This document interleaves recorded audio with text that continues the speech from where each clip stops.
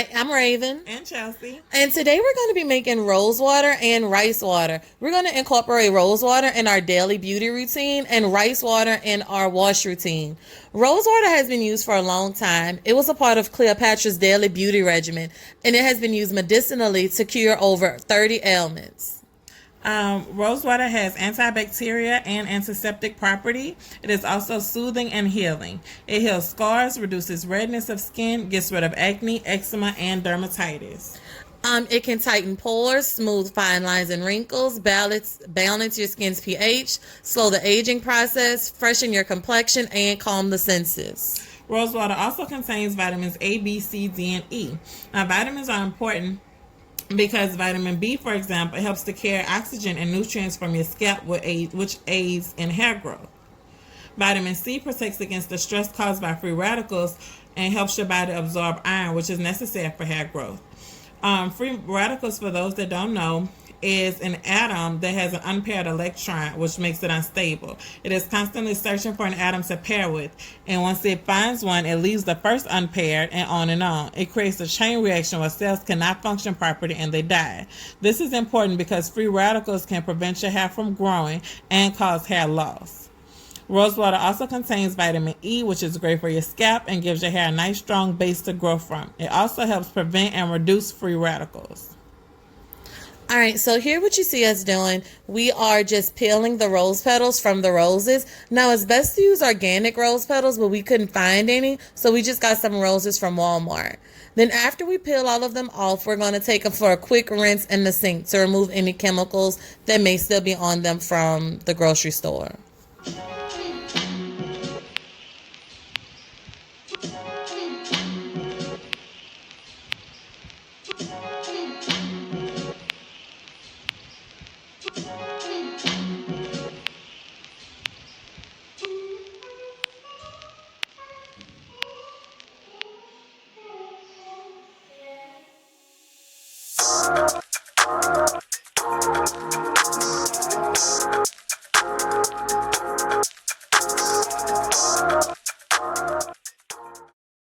Okay, so here we're just going in and taking all the rose petals out of the bowl that we washed them in and putting them in a pot so that we can put it on the stove and boil them.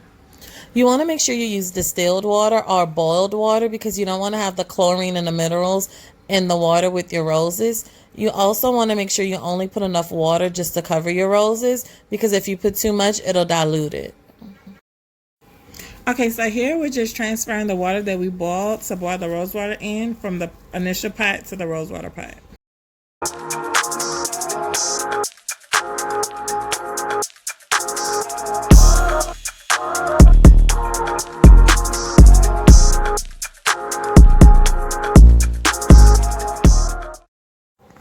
Okay, so here we're just going in and measuring the rice to see how much we had, and it ended up being 2 cups exactly.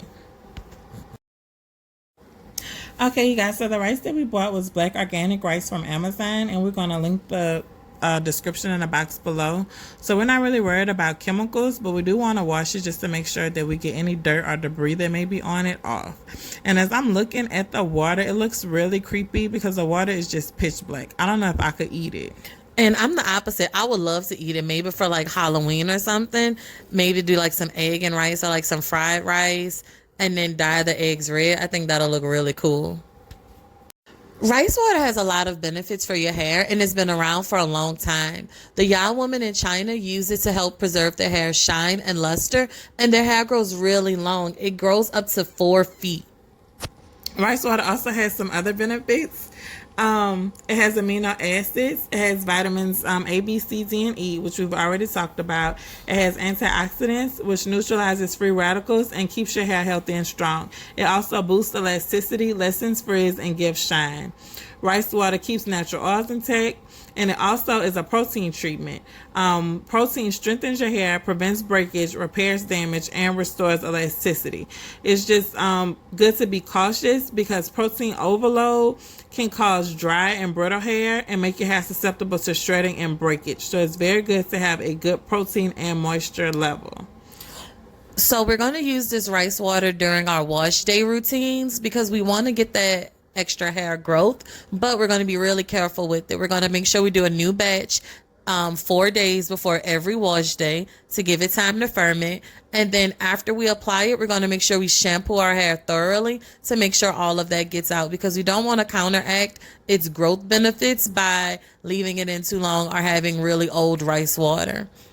Now we're going back and we're checking the rose petals. Since they've come to a complete boil, we're just going to push all of the rose petals down in the water and turn them off. And then we're going to let them sit for about 30 minutes. And I also wanted to say that because the rice water doesn't have any preservatives, that's another reason why it's very good to make that you want to make sure that you wash it out, because you don't want to leave any bacteria in your hair. And that's another reason why you need to make sure you make a fresh batch and don't keep any left over. Okay, so now that we've drained our rice, we're just splitting the rice evenly into 2 mason jars. And then we're going to fill those mason jars up with some bottled water. Again, you don't want to use tap water because of the chlorine and other minerals in it. And you don't want that in there while you're letting your rice ferment.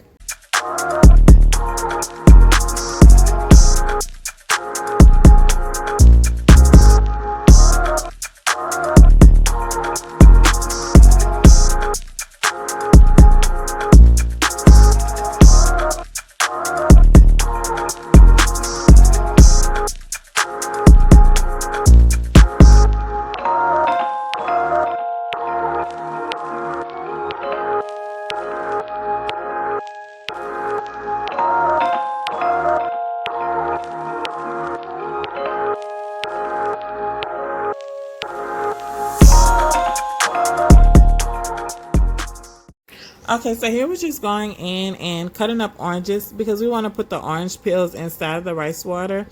We've heard that the fermentation process makes the water smell really bad, and so we just want to put some orange peels in here to sort of counteract that.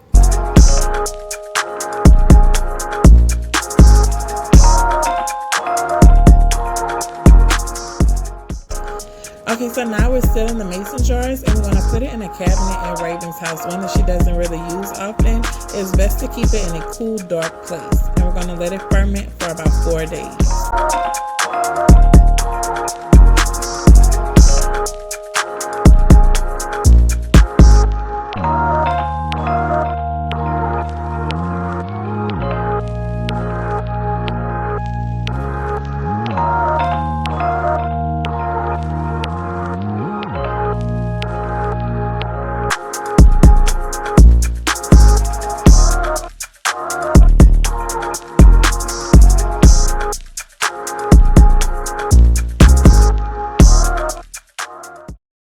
Okay, so I had to let the rose water sit in the refrigerator for a while because it was too hot to pour into the plastic spray bottles. Now I'm going to put them in a measuring cup to make it easy to pour into the spray bottles. And I want it in a spray bottle just to make it easy to apply to my hair and face.